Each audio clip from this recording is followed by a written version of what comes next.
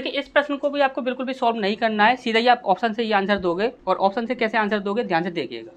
हमने बोला कि यहाँ पर क्या दिया हुआ है, किसी वस्तु को 21 रुपये में बेचने पर एक व्यक्ति को क्रय मूल्य के, ध्यान समझिएगा, एक व्यक्ति को क्रय मूल्य के बराबर प्रतिशत हानि होती है। क्या होता है, क्रय मूल्य के बराबर प्रतिशत हानि होती है।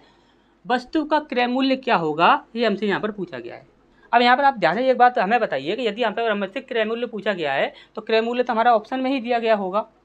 यदि हम यहाँ पर क्रय मूल्य का जितना भी हानि परसेंट है यदि हम उसे निकालते हैं तो वहाँ पर आपका ये क्या बन जाएगा, एसपी बन जाएगा। आपको अच्छे से पता है कि जब कभी भी आपका कोई भी क्रय मूल्य हुआ उसमें यदि हम लाभ परसेंट या फिर हानि परसेंट लगाते हैं तो वहाँ पर हमारा एसपी बन जाता है। उसने बोला है कि बराबर हानि होती है, किसके बराबर होती है, क्रय मूल्य के बराबर ही हानि होती है। यानी कि जितना क्रय मूल्य है उतना ही प्रतिशत आपका क्या होगा, हानि होगी। तो हमने बोला कि यहाँ पर हम ऑप्शन में ले लेते हैं। यहाँ पर हमने सबसे पहला ऑप्शन ले लिया, 30 ले लिया। यदि हम 30 लेते हैं, यदि हम 30 लेते हैं तो 30 का आप 30 में इंटू कीजिए, कितना हो जाएगा, 9 हो जाएगा। और 9 को आप 30 में से माइनस कीजिए, कितना आ गया आपका, यहाँ पर आ गया आपका, आ गया 21। यानी कि यहाँ पर 21 बन रहा है और यहाँ पर भी आपका 21 बन रहा है। यानी कि हमारा सही आंसर क्या हो जाएगा, यही हो जाएगा। यहाँ पर अथवा में 70 भी दिया गया है। हमने बोला कि 70 में आप क्या कीजिए कि 7 का गुणा 7 में कीजिए। 7 का गुणा 7 में करते हैं तो 7 सत्तू सत्तू 49, कितना बनता है, 49 बनता है। अब 49 को आप 70 से माइनस कर दीजिए।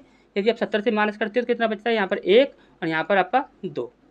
तो यहाँ पर भी आपका 21 बन रहा है। यदि यहाँ पर भी आपका 21 बन रहा है तो यानी कि ये भी आपका बिल्कुल सही है। देखिए क्या किया गया है यहाँ पर, ये चीज़ आप ध्यान से समझ लीजिए। जैसे कि उसने बोला यहाँ पर हमारा सीपी हो गया, सीपी हमने मान लिया कि 30 है तो हमने सीपी मान लिया 30 है।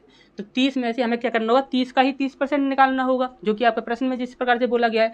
तो 30 में से हम 30% हम निकालें तो 30 का 30% यदि हम माइनस कर देते, 30 में से 30 का 30% यदि हम माइनस कर देते तो हमारा यहाँ पर क्या हो जाएगा, एस पी बनना चाहिए। यानी कि 0 से 0, अब यहाँ पर कितना आया, 3 तिया 9।